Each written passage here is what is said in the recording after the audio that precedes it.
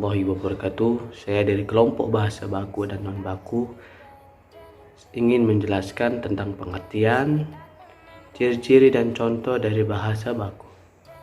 Dan kami beranggotakan Danu Aji dan Muhammad Badar. Pertama, latar belakang. Bahasa Indonesia merupakan bahasa ibu dari bangsa Indonesia yang sudah dipakai jauh sebelum Belanda menjajah.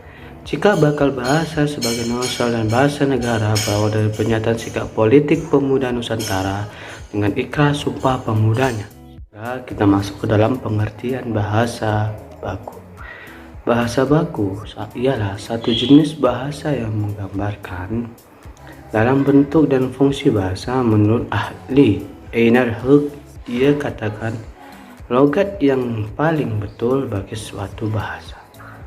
Halim 1980 mengatakan bahwa bahasa baku adalah ragam bahasa yang dilembagakan dan diakui oleh masyarakat, dipakai sebagai ragam resmi dan sebagai kerangka rujukan norma bahasa dan penggunaan. P. dan Gednor 1945 pada halaman buku 203 mengatakan bahwa bahasa baku adalah dialek suatu bahasa yang memiliki keistimewaan sastra budaya melebihi dialek-dialek lain sebagai bentuk bahasa yang paling sempurna di dalam Kamus Umum Bahasa Indonesia. Contoh, baku 1 Jawa yang menjadi sebenarnya suatu yang dipakai dasar ukuran nilai harga dan standar. Kedua, baku 2 di dalam Kamus Besar KBBI 1988 halaman 71, kata baku juga dijelaskan.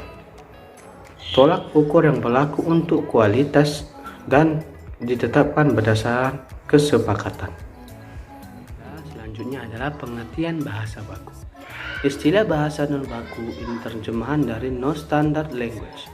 Istilah bahasa non-standard ini sering disinonimkan dengan istilah ragam sub-baku. Bahasa non-standar atau ragam tak baku atau ragam standar.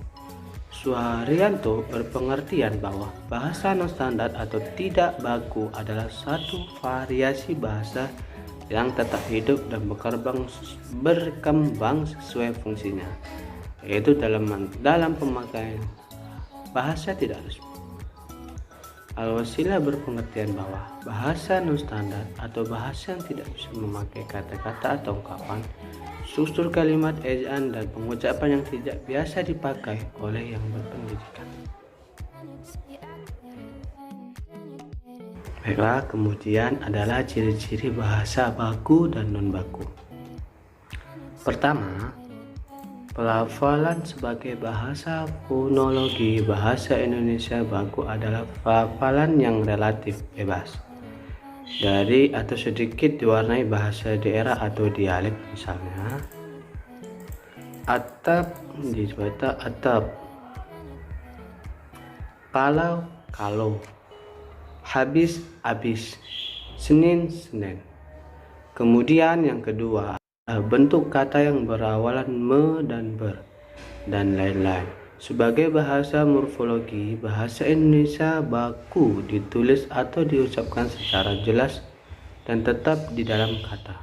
Misalnya, banjir menyerang kampung yang banyak penduduknya itu. Kemudian contoh lagi, kuliah sudah berjalan dengan baik.